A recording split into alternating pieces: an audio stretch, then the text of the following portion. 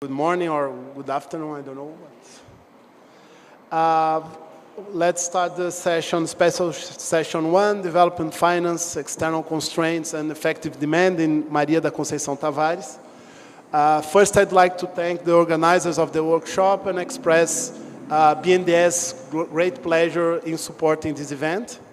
I'm glad to be here today surrounded by my professors from the Universidade Federal do Rio de Janeiro in this session, which was organized by BNDES, which is the Brazilian Development Bank, and the Centro Internacional Celso Furtado. And this session is in honor of Professor Maria da Conceição Tavares, who left us past June.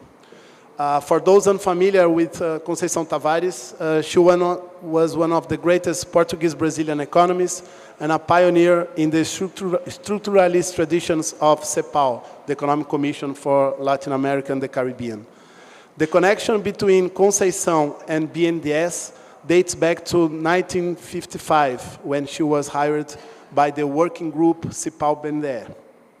While at the BNDES, at the time that there was no S at the bank, Conceição collaborated with Aníbal Pinto at the working group CEPAL-BNDES, and it was at that moment that she wrote the now famous Auge e Declínio do processo de substituição de importação, so the height and decline of import substitution.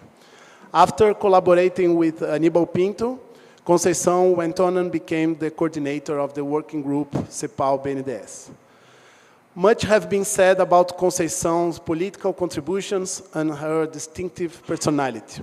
This particular session, however, will be devoted to explore Conceição's contribution to the economic development theory and the understanding of the Brazilian economy. As previously agreed with each speaker, each one will have 15 minutes, and we will follow the sequence outlined in the program. So we will start with Professor Bielschowsky, and we will conclude with Professor Serrano. So without further delay, I invite Professor Bielschowsky, please. The floor is yours. Thank you. Well, good morning.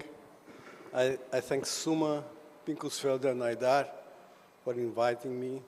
It's an excellent opportunity to express my admiration for Conceição, and a pleasure to be here in this table next to my good friends. Since this has to be in English, I will try to speak slowly, otherwise I myself do not understand what I'm saying. Now the idea is here to focus on her intellectual career, so I don't have the time to speak about her human qualities, generosity, loyalty to the family and friends, political commitment to democratic and social causes, etc. So, a brilliant mind, solid knowledge of economic theory and history, multidisciplinary perspective, and a powerful mix of creativity and rebellion. She challenged students and fellow economists here in our institute, in Campinas and other places, pushing everyone to think big. The task I was given by the organizers was to speak about Conceição in her first part, the first part of her career during the period in BNDES and CEPAL. At BNDES, she was involved in the implementation of Kubitschek's target plan in the second half of the 50s, but perhaps the most important contribution was as a lecturer in the famous CEPAL-BNDES pioneering courses on development in Brazil. She was a student in the course in 1960 and already a professor, a lecturer in the following year. Then she goes to CEPAL. Excellent choices, BNDES and CEPAL. BNDES, the main development institution in Brazil, and CEPAL, the top think tank on economic development in Latin America. Of course, it wasn't just a matter of choice. She was also chosen due to her talents. Her early success only anticipates the fact that, as our friend Ildete Pereira mentions, Conceição became the most important woman among Latin American economists of all times. I'll now move to her work in CEPAL, where her intellectual affiliation with Latin American economists, structuralists, took place. Of course, her everlasting admiration for Furtado and Aníbal Pinto, whom she considered as her mentors, is a proof of this affiliation. Structuralism became a strong analytical tool in her thinking and writings. Her theoretical preferences included the classics in general, Marx in particular, Keynes and Kalecki. As to the demand-led growth, she probably was, or certainly was, the pioneer in this approach in Brazil, as I think you two will say. Anyway, she began her career as a development economist and gradually incorporated macroanalysis into her daily intellectual work. As a development economist, her main tool was the historical structural method applied to continuity and changes in underdevelopment in Latin America. Why this method? Because it allowed her to analyze the social and economic structural trends in Latin America, and particularly in Brazil, continuity and change in our history. In an interview for the book Conversas com Economistas, Conversations with Economists, Conceição said the following: "The method I use is always historical structural, myself and all the others, the older ones who did something relevant, including Delfineto. No one was immune to a Furtado, a Caio Prado, a Rangel, a Gilberto Freire. No one was immune to the great Brazilian thinkers, and they are all historical structuralists, all of them."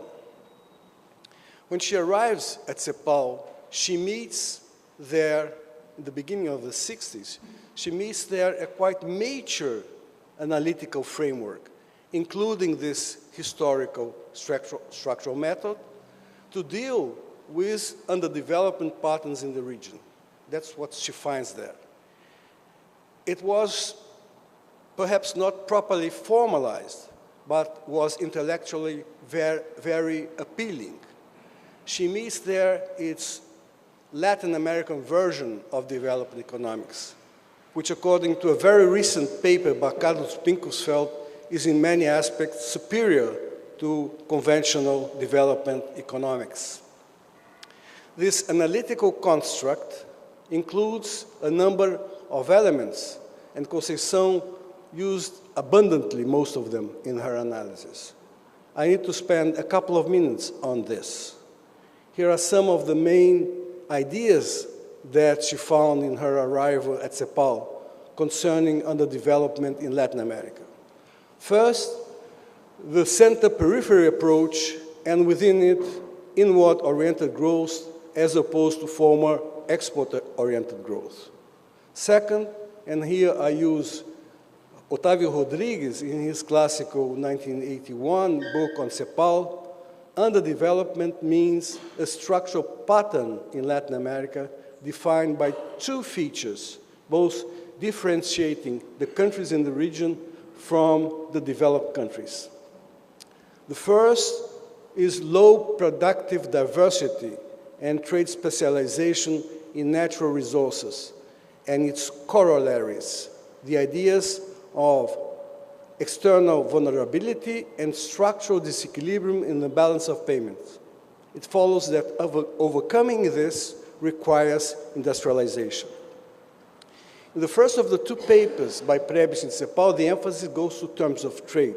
But in the third, around 50 already, it shifted to a more permanent idea in CEPAL, the one of balance of payment problem due to the asymmetry between low export elasticity to world growth and high import elasticity to domestic growth, both due to low productive diversification and to trade specialization.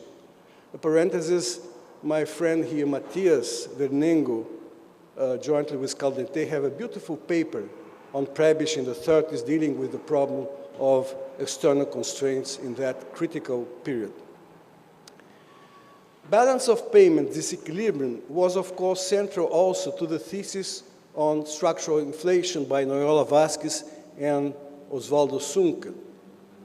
The second central feature defining the Latin American pattern of development was underdevelopment.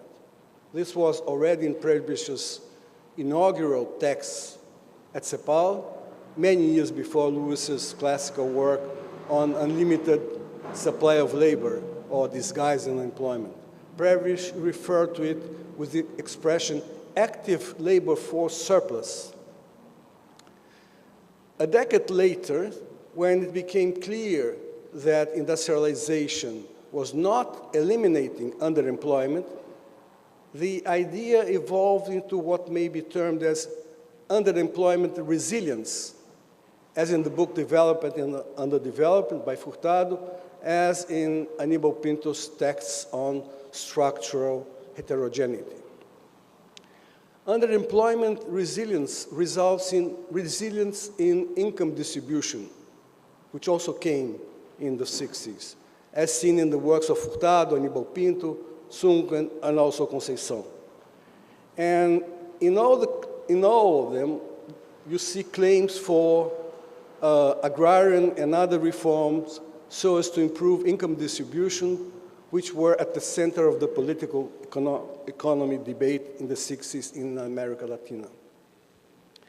I asked Otávio Rodrigues, when I had the privilege of having him as my consultant in the organization of the book on 50 years in CEPAL, if he should not have included a third feature in CEPAL's central ideas on development pattern.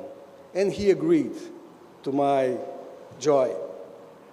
This third feature was state and other institutions in Latin America are not sufficiently well suited for the main development tasks, therefore limiting the ability to govern the development process. This was present in the early CEPAL thinking and was never abandoned by the institution. Okay, Conceição was deeply influenced by all that. And here comes the basic point I want to make. She was a very influential economist discussing Brazil under patterns of development, this framework. And most importantly, within this framework, she was the Brazilian economist most dedicated to explaining patterns of growth. For those who are not familiar with Brazilian economists, here in Brazil we've had a golden quartet of structuralists, Furtado and three others, who we proudly say here they were professors at our school here, Lessa, Castro, and Conceição. They each had their own specialization. Furtado focused on underdevelopment analysis, Lessa on the role of state, Castro on productive structural and technical progress, and Conceição on growth patterns, especially in the dynamics of the Brazilian economy. During her time at CEPAL, she wrote about growth patterns mainly in two influential papers: low productive diversity and external constraints are central in the first one, the classical rise and decline of the import substitution process in Brazil. And I quote, "Our central thesis is that the dynamic of the process of development through import substitution can be attributed, in short, to a series of responses to the successive challenges posed by the strangulation of the external sector. Throughout this process, which results in a series of structural changes in the economy, successive aspects of the basic contradiction inherent in it between the need for growth and the barrier represented by the capacity to import become apparent. Effective demand was not at the center of this paper, but consistently with the idea of a decline in import substitution as the engine of growth, this is the title of the paper, she concludes the paper with remarks on how to make the transition into what she calls a self-sustained model of growth. This is in the 64 paper. And there she uses three effective demand arguments. Brazil might regain growth with autonomous demand by the public sector, with increase in domestic demand due to improvements in income distribution, and with export expansion and diversification. The second paper is Beyond Stagnation, written jointly with José Serra in 1970. Before addressing it, I have to add a remark here. In '67, at a seminar on development finance in Santiago, she presented a paper in which she says potential savings grow progressively in developing economies. So the major problem is not one of overall lack of savings in Latin America, and rather one of mobilizing potential savings for capital accumulation. This was, of course, a confrontation with the idea of savings shortage due to poverty, excessive consumption, etc., which was at the center of the conventional development economics for a long time. Okay, this second paper on growth by Conceição is a solid move to demand-led growth, the essay Beyond Stagnation. This essay was not just about demand-led growth, though. It also addressed underemployment and poor income distribution, the second basic feature of Latin American development, according to the synthesis that Rodrigues made on the economic thought of CEPAL. Fast growth in '68 in Brazil, after '68, was occurring within a perspective of within a perverse growth pattern, one in which income concentration became, unfortunately, functional to the growth model then happening in Brazil. And I quote, "The capitalist process in Brazil in particular, although it develops in an increasingly unequal way, incorporating and excluding sectors of the population and economic strata, leading to deepening a series of differences related to consumption and productivity, has managed to establish a scheme that allows it to self-generate internal sources of stimulus and expansion that gave it dynamism. In this sense," she goes on, "it could be said that while Brazilian capitalism is developing satisfactorily, the nation, the majority of the population, remains in conditions of great economic deprivation, and this is largely due to the dynamism of the system, or even the type of dynamism that animates it." In the same text, Conceição analyzed the intersectoral dynamics between capital and consumption goods production by multinationals on one hand, and intermediate goods production and infrastructure investment by state firms and government on the other. Someone might say, this is an example of the importance she gave to the state for industrialization, facing the third feature I mentioned before. Okay, but this would be an understatement. Conceição was dealing here with the state as a source of autonomous demand. Beyond stagnation already is Conceição at the heart of the domain she pioneered in Brazil, that of demand-led growth. Okay, time to finish. Just a couple of final remarks, okay? Her essay, Beyond Stagnation, did not completely satisfy her with the explanation of growth in Brazil after having put aside the import substitution growth mechanism.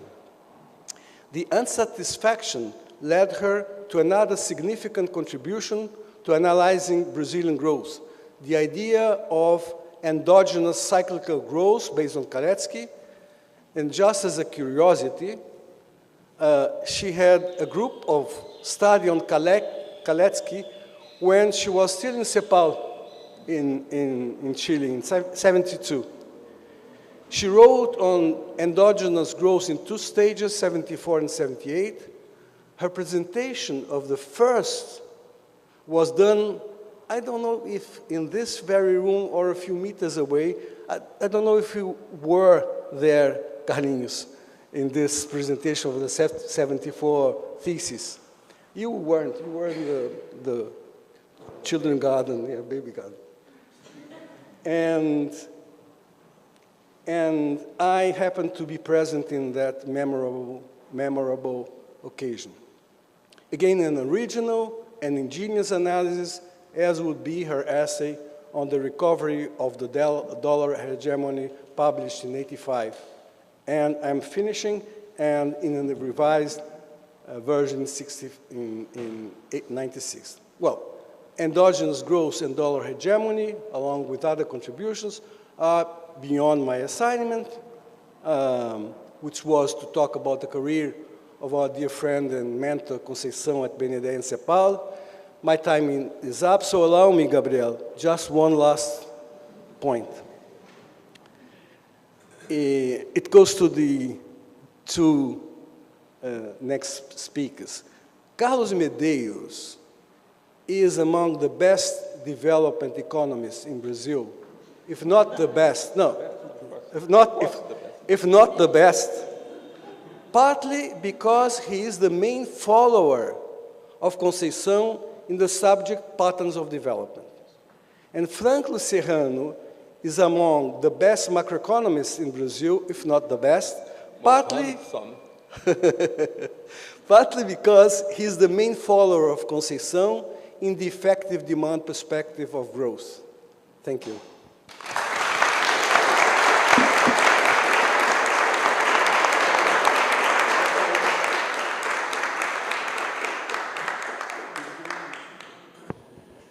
Thank you very much.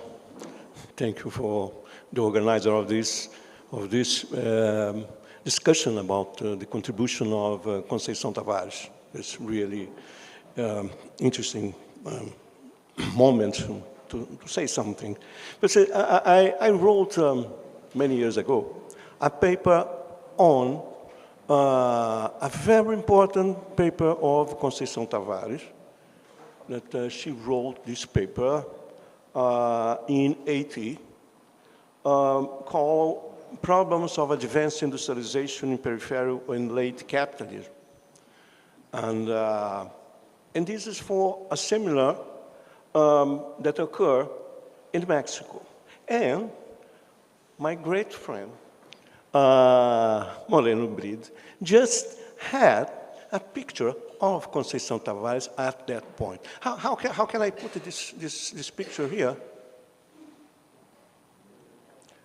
Yes.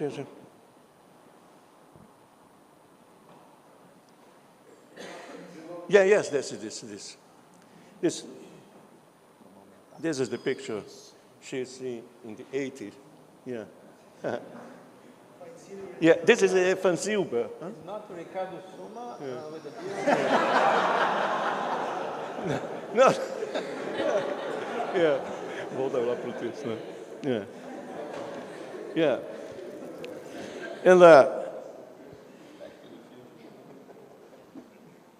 And that paper, Tavares applied a conceptual and historical interpretive framework that she had developed in this capital accumulation and industrialization in Brazil. This is a thesis that was defended in 74. And I think that this is a paper that is very important for what is known as the Campinas school approach, a critical aspect connected with the structuralist approach. In this paper, what's based on post-war Brazilian, Mexico industrialization experience, that Conceição Tavares just said, that what kind of these developing countries, Brazil and Mexico, were at that time. Just although backward, they have already reached a level of development which makes industrial capital dominant in the movement of capitalist accumulation. This is a point that I will discuss a little bit, but what is this domination? Is not the share of the manufacturing sector in GDP, please. It's not. And she made multiple contributions on economic development and late industrialization. And this.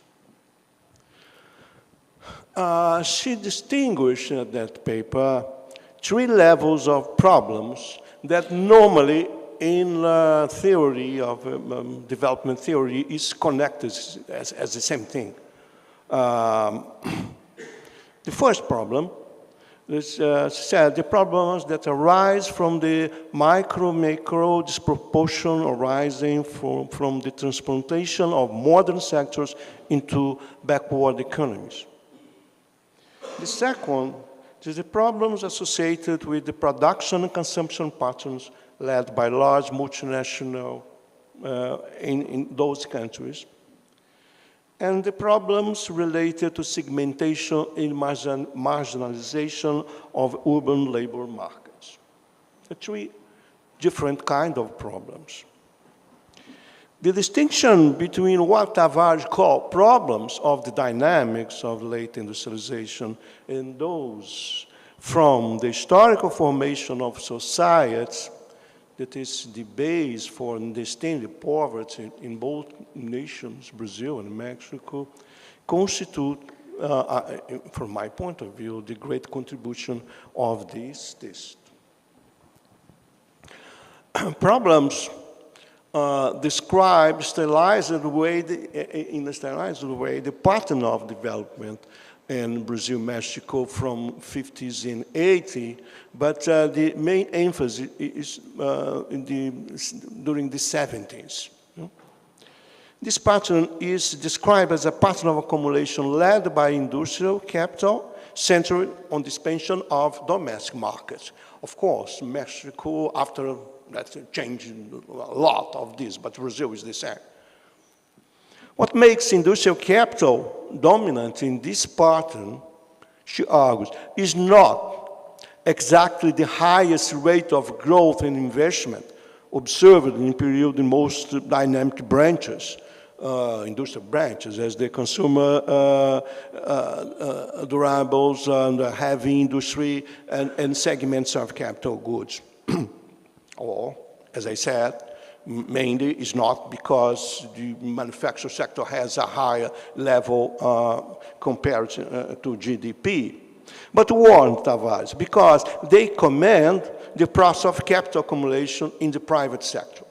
This is command. There is a dynamic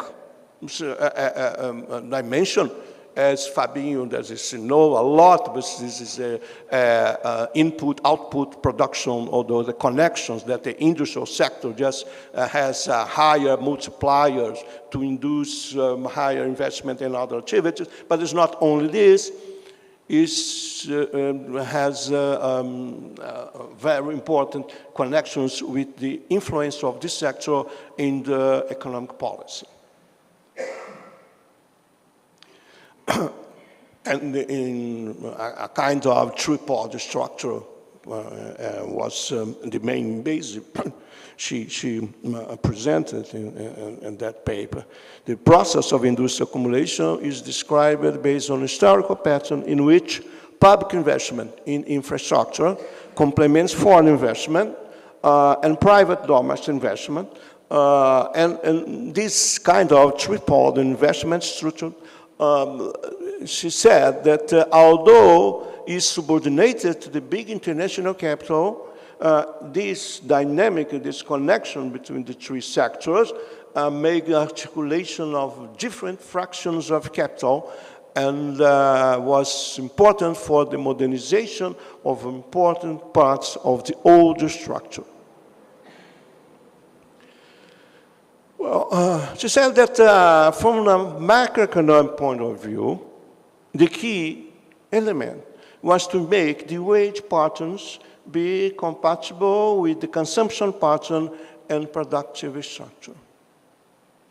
These structures, I say, the pattern of wage and consumption and the production structure move independently of each other, but they need to be compatible. I think that in this idea, Tavares is not very different from what you say, the French regulation approach or the American social structural accumulation approach that you have to make a compatibility between different structures, and this is what make the main challenge, the main problem for the economic policy, how to make this work together. And so, if not, this compatibility occurs, she said, the industrial system is going through a structural crisis with endogenous roots. This adjustment and compatibility of these structures, as she described, that occur in Mexico and Brazil, is largely influenced by economic policy through tax, credit system, foreign trade, and all. The very point here is she highlighted is the capital goods sector. This is the very point that somehow I feel that is very difficult to find in this modern discussion on deindustrialization, as that industry sector in general was a real very important thing, not the composition of the industry sector, and particularly the capital goods. But this was some that Conceição Tavares just came from, really her lecture on Marx and the role of Department 1 and for the auto-determination of capital accumulation and high independence or autonomy of a domestic cycle connected with this.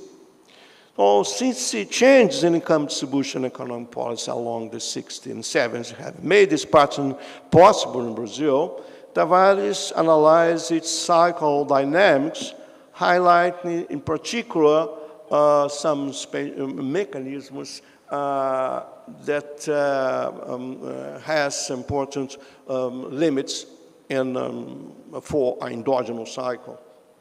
The main point, she argues, is, in the case of Brazil, Mexico, is she said, the reduced absolute and relative size of the capital goods sector.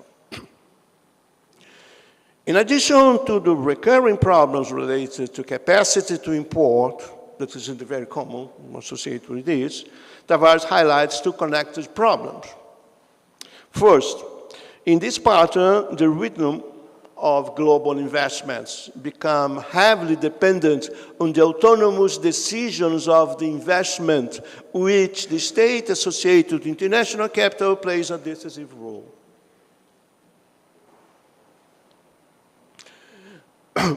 She considers that the possibility of a public investment act as a stabilizer is problematic, as it becomes increasingly linked to the needs of private accumulator, expanding its productive capacity and consequently its problems of dynamic realization. These problems of dynamic realization, something that I warn to you that, frankly, we will explain very, in a way, much more competent than I can have. Its function, and so, because of this, its function as a cushion for the fall of private investment is relatively small. On the other hand, by allocating the spending in most modern sectors of the economy, social polarization increases along this kind of industrialization. The key issue associated with the fluctuation of public investment and its contraction in recession moments is the extreme dependence of the capital goods sector on these investments. So we have a capital goods that is very dependent on public investment, and public investment has a lot of problems too. And historically, she notes, it is very important to our discussion of something very contemporaneous to Brazilian situation. She said, the capital goods industry only had historical conditions to develop in smaller domestic markets through integration with natural resource and specialized sport, as said, as in the case of small European countries in the north of Europe, or for the reasons of the state, in most cases linked to security or military issues such as Japan and South Korea. Therefore, outside this case, only the public sector could claim to be the basis for the production of capital goods. But due to the problems examined in the case of Brazil and Mexico, the expansion of public investment directly and indirectly in this sector did not lead to the formation of a capital goods sector that allowed the endogenous cycle typical of industrialized economies. The analysis developing problems examining the structural and long-term conditions, but mainly, as I said, it's concentrated in the 70s that a lot of changes happened in the world economy.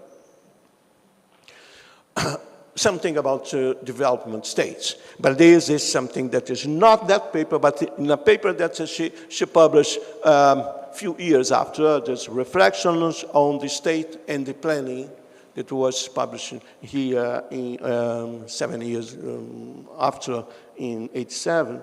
He said, Tavares discussed in more detail the strategy in development in the world economy, considering that prevailed in Latin America a kind of interventionist development state.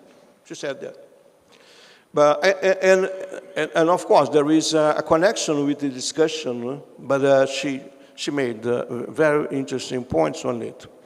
As you know, all here, I think, in '82, Chalmers Johnson published his classic book about Japan, in which Japanese state, through this action of coordination, investment, induced the process of a structural change towards high-tech activities. But this particular conception of development state, this is, I say, this is what I say. She didn't say that. I say that is a Weberian kind of development state. It's very important in Chalmers Johnson, but Amsden connected with industrialization in Asia. Tavares observed that the geopolitical post-war era gave Japan. She said that in this page. That Japan was an island surrounded by potential enemies from all sides.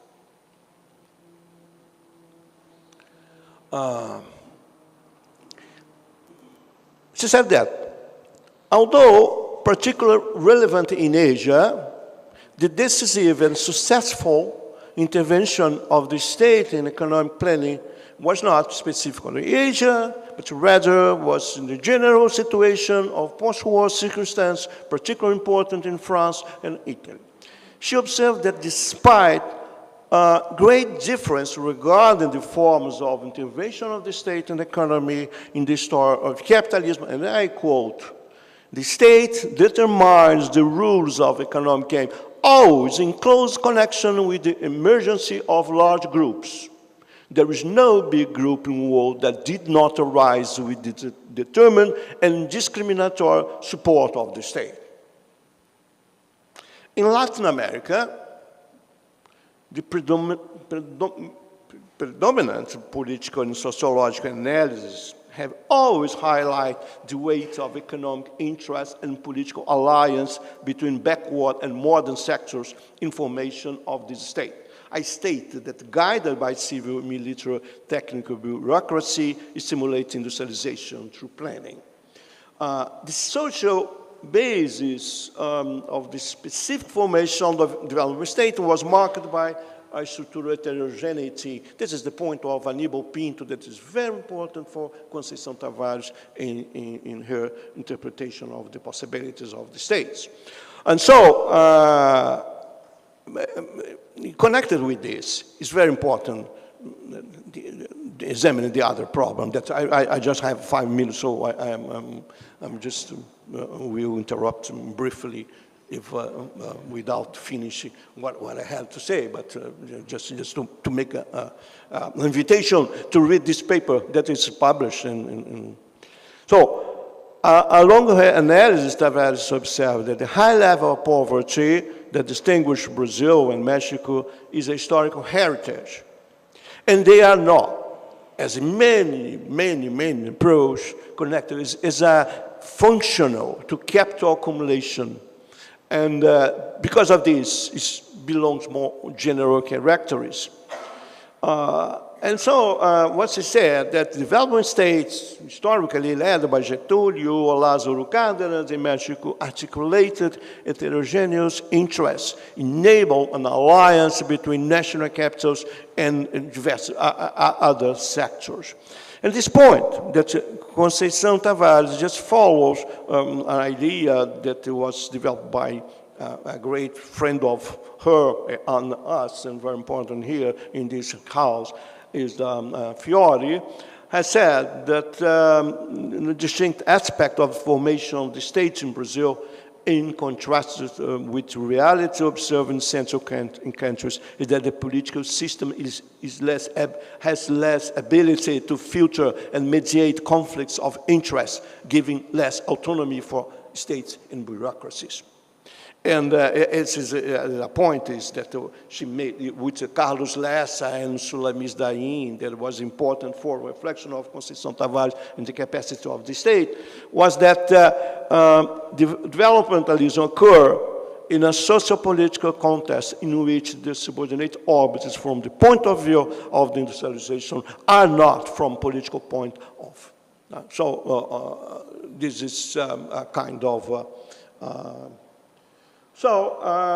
well, just to say some little words on that, and discontinuities in the accumulation pattern. The external debt increase that Brazil and Mexico just percored during the 80s was the result of external transformation. But and the previous problems, I think, examined by Conceição Tavares are very important for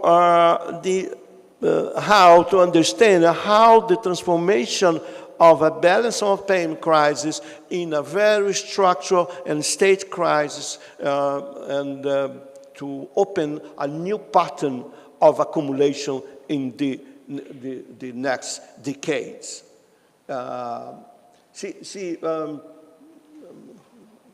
Well, let's conclude. We'll have some.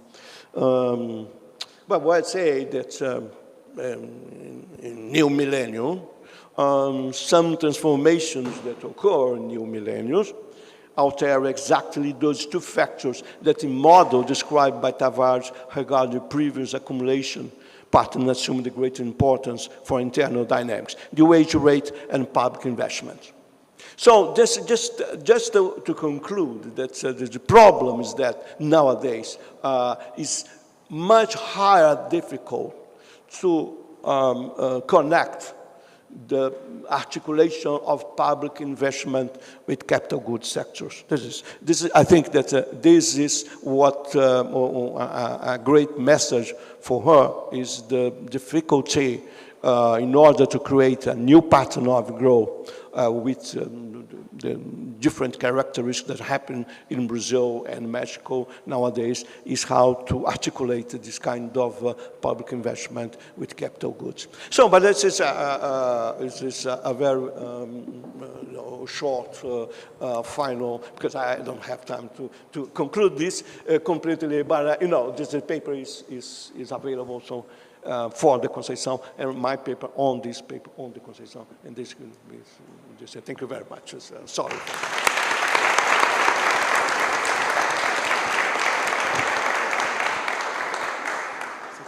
First of all, thanks to the organizers, and of course it is both a pleasure and an honor to talk about Conceição, who was my teacher, and nowadays they call mentor. This is a funny, a bit tacky name, but that would be the case, with the difference that, nowadays people say that your mentor should take you out of the comfort zone.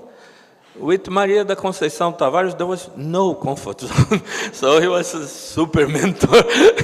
And that made us all much, much better economists, much less idiots, as she would say, kindly, and less stupid, and improved even the work of those that either partially, like me, or others completely, disagreed with her. So this is not easy to see from her published papers, because a lot of her influence is through works of her students, her enemies, and all that. The quality of someone like this, that also she formed a lot of people. For instance, I always say Maria Tavares, I told her, she was the most important economist in Brazil ever, not woman economist, no, the best, period.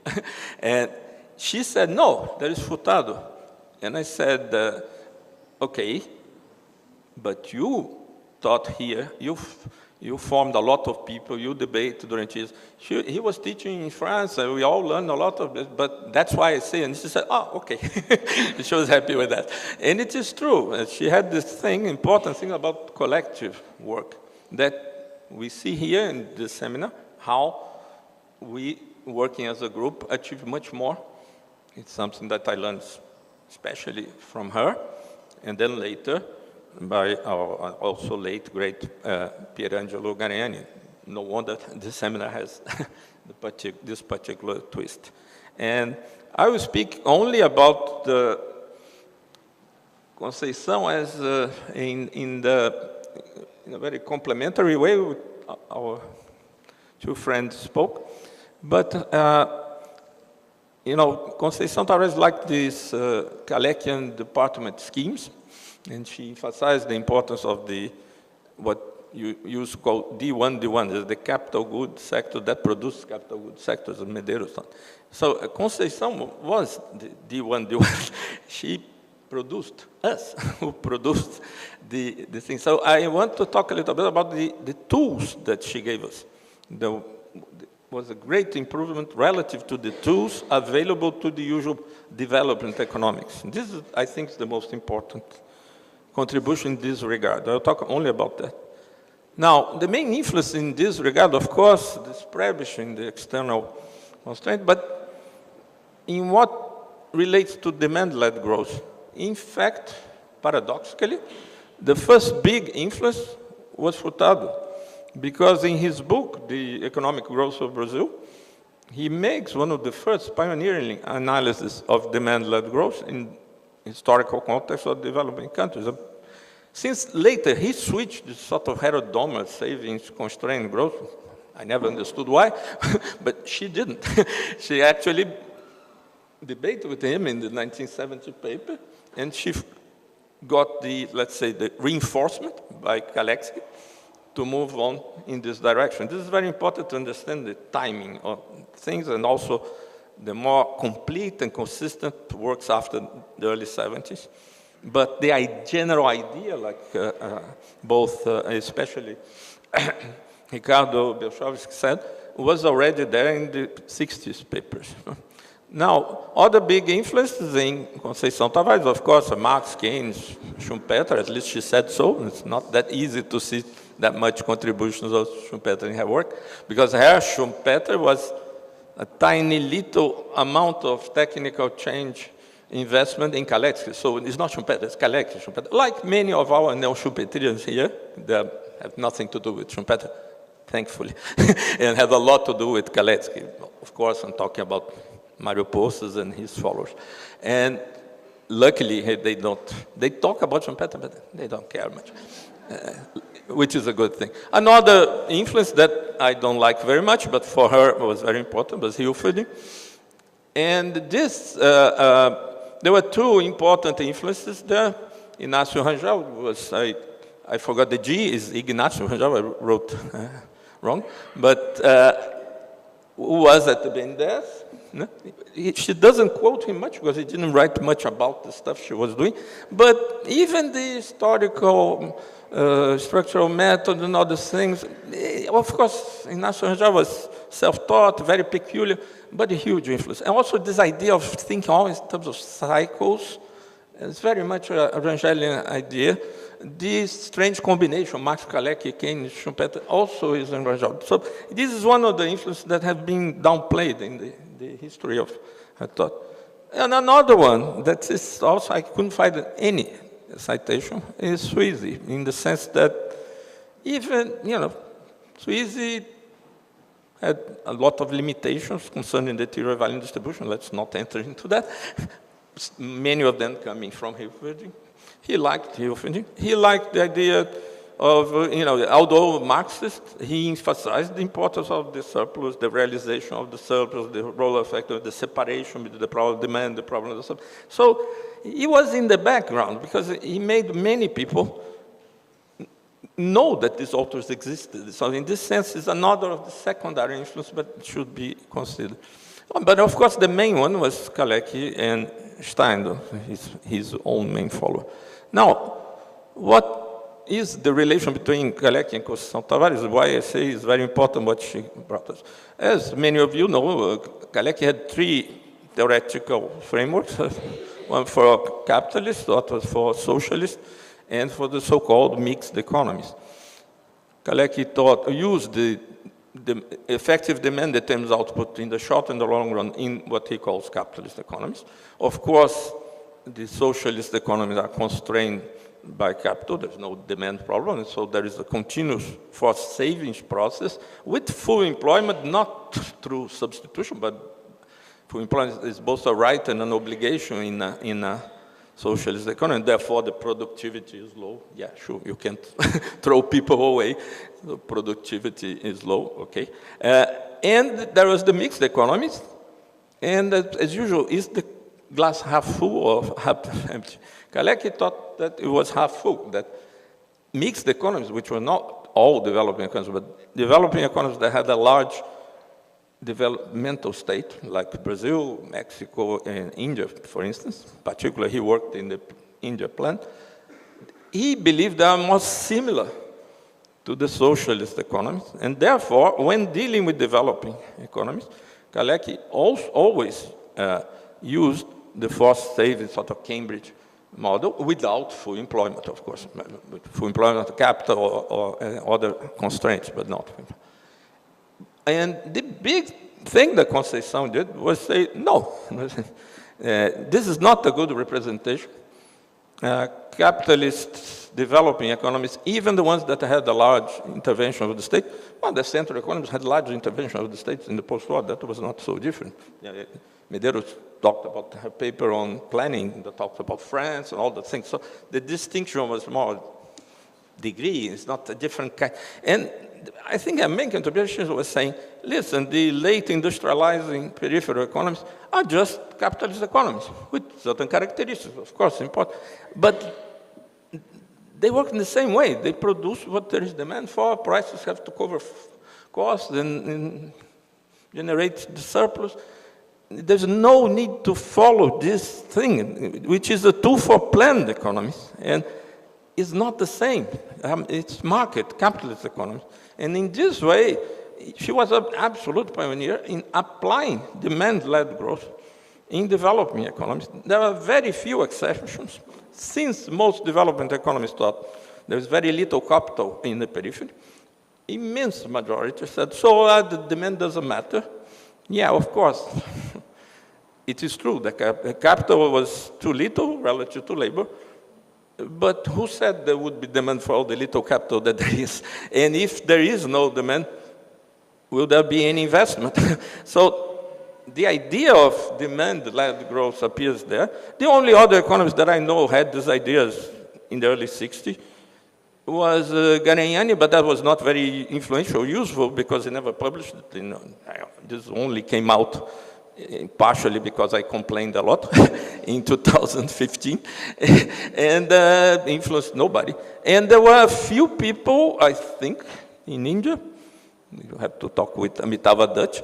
But apart from that, for instance, even the great Julio Lopez, he was a student of Kalecki, he always tried to fix the Kalekian force-saving model in his analysis of the Mexican economy, which were much better than that. So there is this conflict in many of his papers between him like trying to say the same way as Tavares, and it's sort of paying an homage to the thing the great master said, but please use it in the mixed economies. I cannot speak about India. It would be very interesting from someone who knows more about it to see how this thing worked out there. But that's what she did here. And together with this idea that demand-determined output, which in Kalecki is very important in this, of course, non-force-saving context, you have this analytical separation between the determination of prices and quantities, which for many of you, it's quite obvious after all the work by Gariani and the Zrafians clarifying this for many years, but it was not obvious at all. And the only author who used this consistently in the way he could was Kalecki.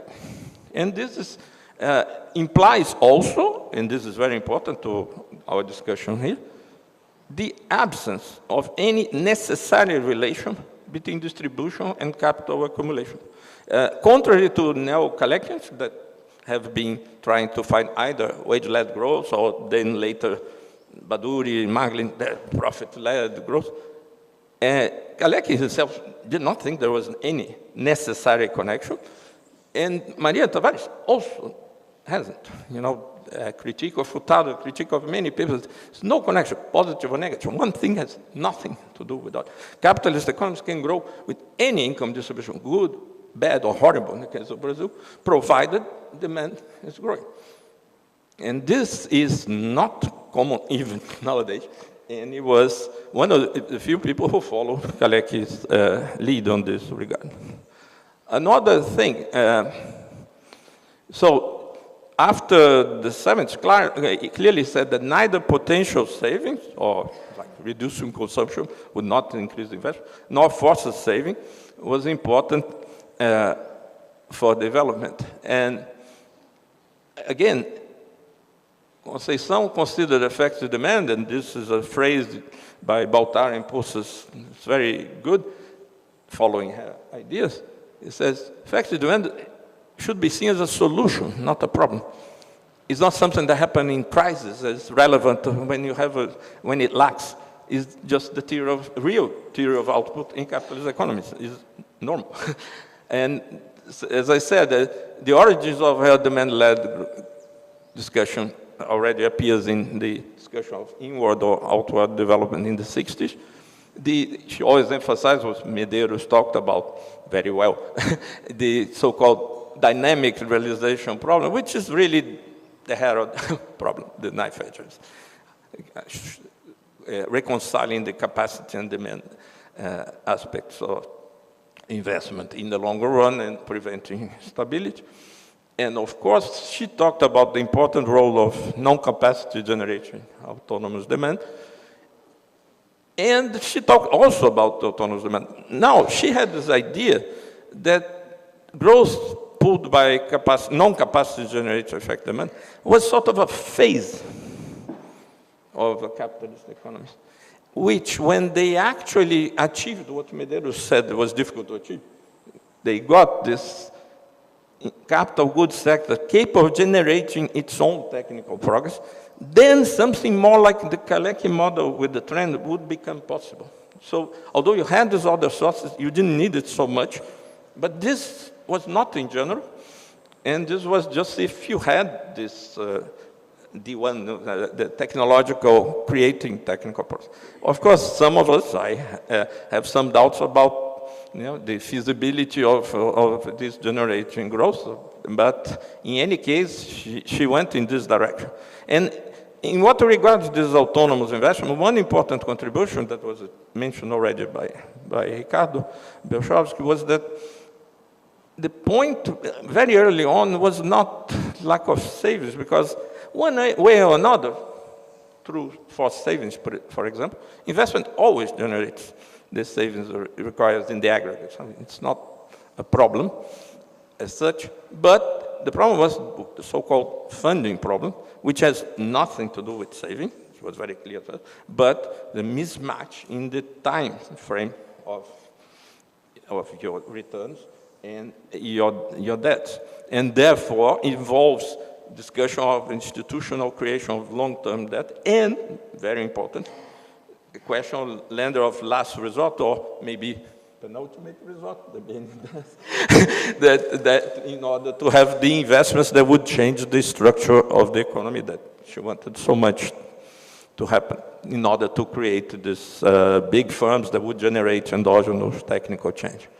Now, she also worked, to go very briefly here, because of the separation between prices and quantities. She was very clear about the need to distinguish between cost push and demand inflation, in a period in which most structuralists still use the forced savings as a shock and the other cost things just as a propagation mechanism.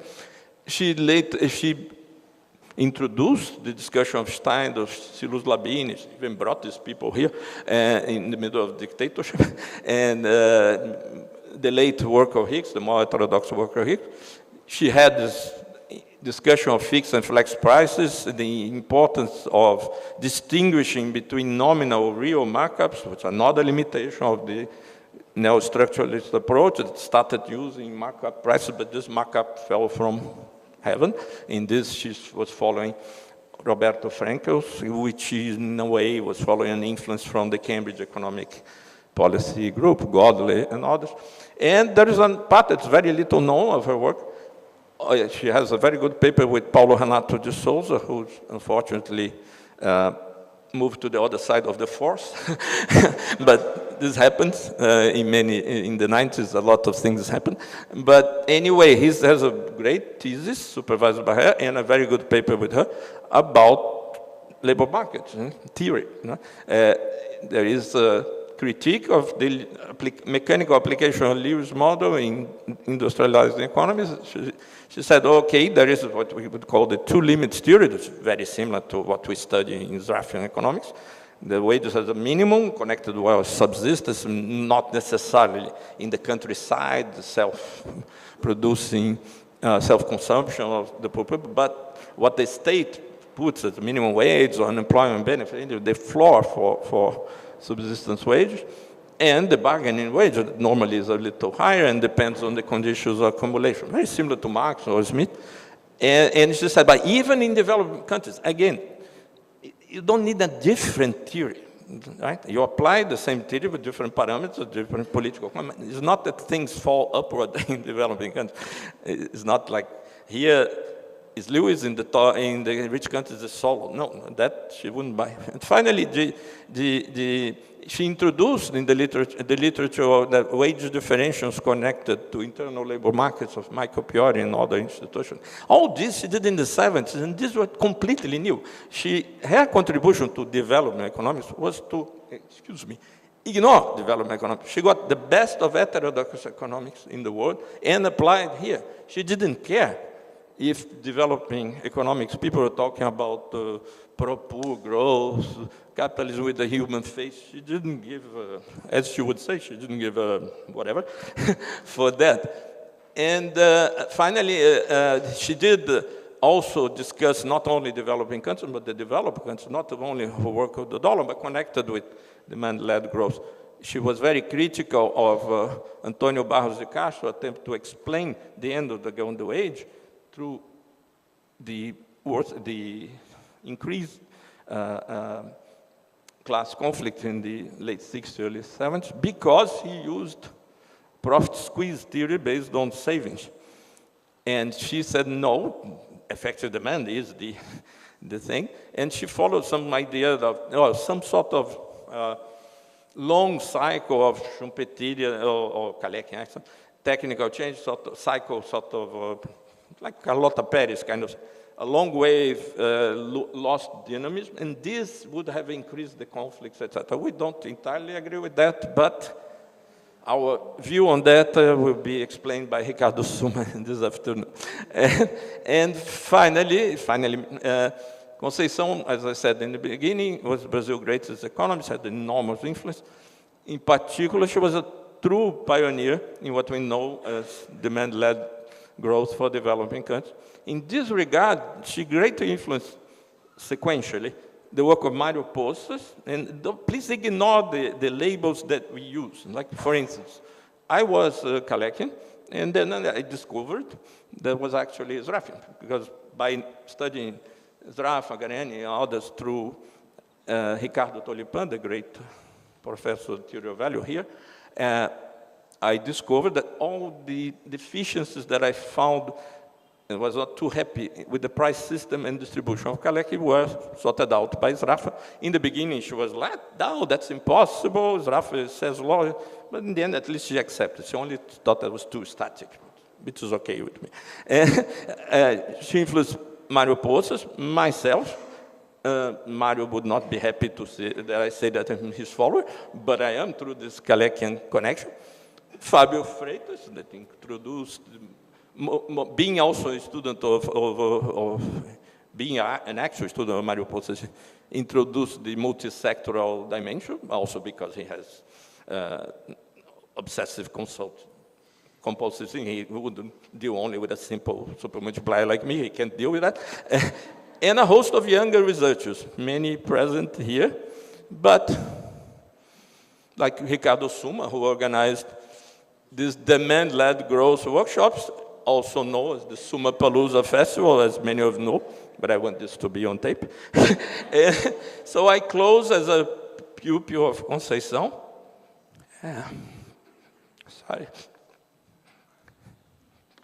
By thanking Ricardo on her behalf for keeping on the good work, good collective work, and our great professor Conceição for everything she has done for all of us here today. Thank you.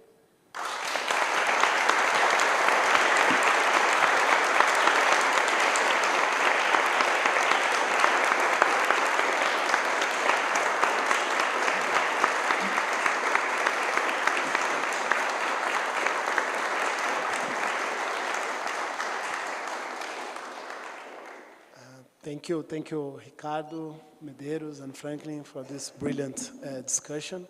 I think we don't have time, right, Suma, to questions. I think we better go to lunch. Yeah, I just want to take the opportunity to say that last year, BNDES recreate with CEPAL the working group, CEPAL BNDES. It took us 1 year. I don't know if back in the 50s they had the same lawyers we have today, but it took us 1 year to finish the contract. We finally did it. And we are relaunching the Economic Development School that Professor Ricardo mentioned, that Conceição was a student and then a professor there. And we are relaunching the school probably the beginning of last year.